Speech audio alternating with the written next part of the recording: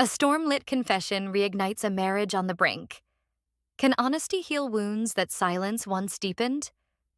Late afternoon sunlight slanted through the tall windows of the Hart residence, illuminating dust motes above the polished oak floors.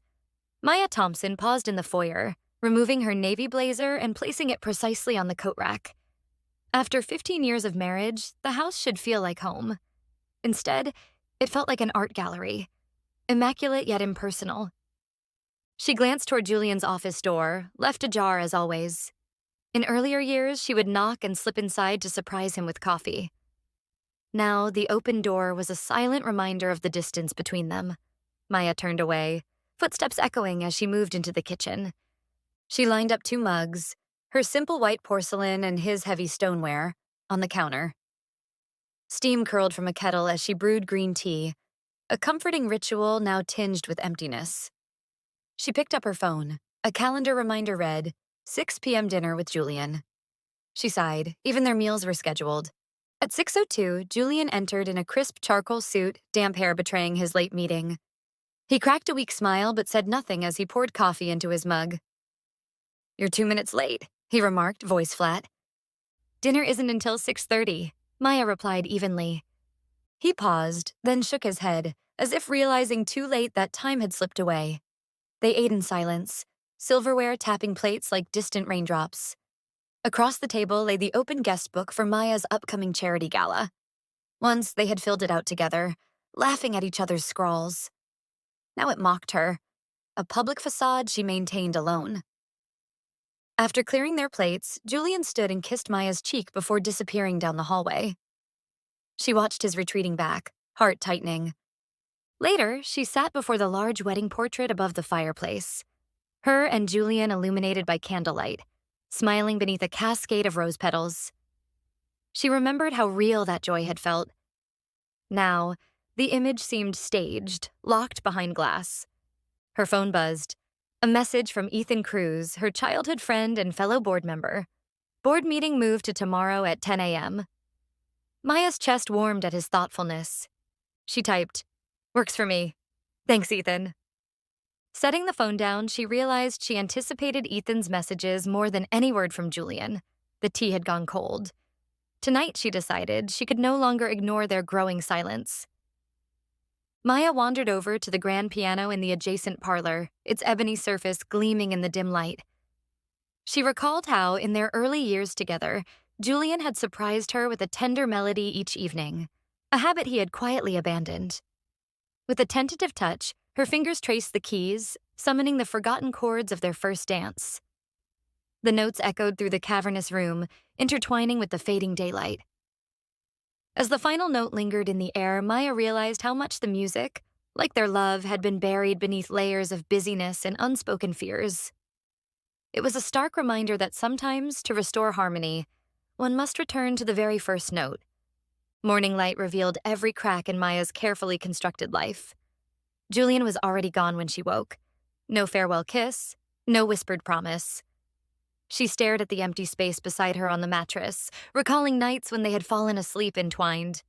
By 8 a.m., Maya was in the gleaming lobby of Horizon Outreach, greeting her assistant, Priya, before diving into preparations for the board presentation. Yet her mind drifted to last night's dinner and Julian's distant gaze. An alert flashed, a text from Julian. "Busy tonight?" One brief, sterile question. Maya typed yes, late meeting with donors. No response. At the meeting, Maya's passion lit the boardroom as she unveiled the gala's theme, Rebuilding Hope. Applause followed her confident conclusion, but the absence of Julian, her partner in every other venture, echoed in the empty chair beside her. Afterward, Ethan appeared at her office door carrying 2 lattes. He set one on Maya's desk, pumpkin spice, exactly how she liked it, and offered a reassuring smile. "How are you holding up?" he asked quietly. She touched the cup and exhaled. "I am not sure. He has been so distant. I do not know why." Ethan leaned against her desk. "Have you talked to him?" "I try," Maya admitted, "but it's like hitting a wall." Her voice caught. He reached out, squeezing her hand. "I'm here." Duty called her back to the donor packages, awaiting approval. She nodded, and Ethan left, eyes lingering in concern. On her rooftop lunch break, Maya gazed at the skyline. Her phone buzzed again. Still busy? From Julian. She stared at the message, heart heavy. A sudden raindrop spattered her phone screen, and she noticed dark clouds gathering. A second message arrived. An audio clip. Hesitant, Maya pressed play. Julian's voice, unguarded and tremulous, whispered, "Maya, I am lost without you." Rain began to fall in earnest. Her resolve wavered and then hardened. Tonight, she would demand the truth. Rain pounded the windshield as Maya drove home, nerves taut. Streetlights smeared gold across the wet pavement. She gripped the wheel, replaying Julian's plea. Pulling into the driveway, she saw the front door ajar, a sign of his frantic return. The key drop lay overturned inside, water seeping to the hardwood's edge. Fear knotted her stomach. "Julian?" she called, voice shaky as she entered. No answer. She climbed the stairwell, each step hush against her racing pulse. On the landing, she found him against the wall, face pale under the hallway light. His portfolio lay scattered, water-drenched sketches curling at the edges. He shifted, pressing a hand to a wound at his temple, a jagged cut bleeding slowly. "I slipped," he gasped. "Floor was slick. I did not want you to worry." Maya's hands trembled as she tore a strip from her sleeve. "You must never hide this from me." Lightning illuminated the hallway as she pressed the fabric to his wound. He winced but nodded. Helping him to the bedroom, Maya realized the pattern of distance was crumbling. Julian's fear of being seen as weak had driven him to silence, and that betrayal of trust hurt deeper than any affair. As she cleaned and bandaged him, he reached for her hand. "I'm sorry," he whispered, "for pulling away, for lying." Her eyes blurred with rain and relief. "We face everything together," she said. "No more secrets." Outside, thunder rolled, and Maya felt the first real spark of hope in months. Love tested by betrayal, but strengthening in truth. The next morning dawned crisp and clear, an ironic contrast to the storm that had shattered the night before. Maya found Julian awake, seated at the breakfast nook with 2 mugs of tea steaming before him. He offered her a tentative smile as she entered. "Good morning," he said softly, voice husky. Maya nodded, heart fluttering with cautious optimism. "Morning." They ate in companionable silence, the clatter of spoons against porcelain sounding almost foreign. Finally, Julian placed his mug down and took her hand. "I've arranged for someone to look at the staircase. Fix the floor," he said. "And I want to talk. Really talk." She squeezed his hand, surprised at the knot of relief in her chest. "I'd like that." But as the morning light warmed the room, a tremor of unease surfaced. The sight of Julian's pale complexion beneath his dark hair reminded Maya of his fall. She studied him carefully. "Are you feeling all right?"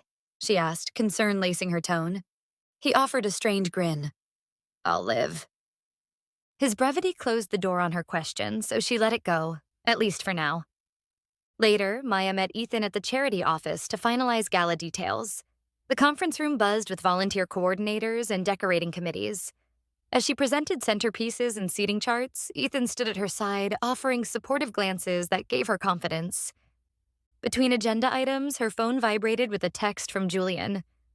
"Lunch at home? I made your favorite quiche." Her chest tightened. She paused, considering. Ethan noticed. "Everything okay?" he asked quietly after the meeting ended. She showed him the message. "He wants to talk more tonight." Ethan smiled, a gentle lift at the corners of his eyes. "I'm glad." But Maya's smile faltered. "Me too, but I'm scared." She set her phone down, then turned back to her notes. The weight of expectation settled around her. That evening, Maya arrived home to find the house transformed. Soft candlelight lined the hallway.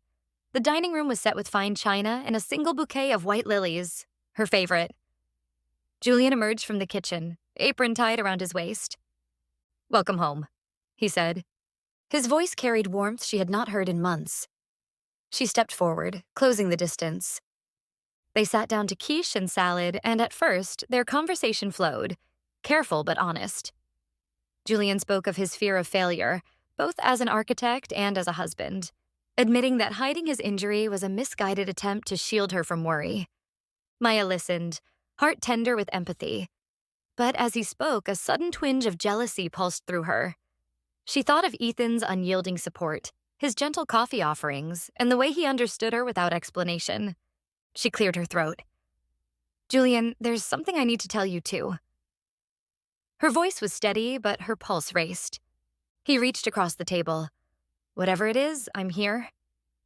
She hesitated before taking a deep breath. "There have been moments when I felt cared for by someone else." Her confession hung between them like a fragile crystal. Julian's eyes darkened with confusion and pain. "Someone else?" Maya nodded. "Ethan. He's been there when I felt alone." Silence swallowed the room. Julian's hand fell from hers, and he stared at the lilies as though seeing them for the first time. "Maya," he whispered, voice shaking.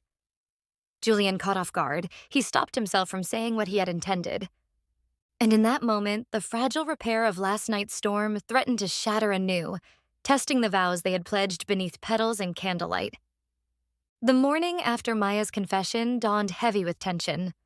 She passed Julian in the hallway, his posture stiff as he made coffee in silence. Neither offered breakfast words, only the grinding hum of the machine and her own racing thoughts. At work, Maya struggled to focus. Charts and spreadsheets blurred into a mosaic of guilt and longing. Her phone remained silent. No words from Julian, nor from Ethan, as he respected the space she'd asked for. By midday, she sent Ethan a tentative text. "Can we talk tonight?" His swift reply, "Of course," offered a flicker of warmth. That evening, Maya arrived early at the small bistro where she and Ethan often met. Candlelight softened the room as she waited, heart pounding with uncertainty. When Ethan appeared, concern etched in every line of his face. He took her hand gently.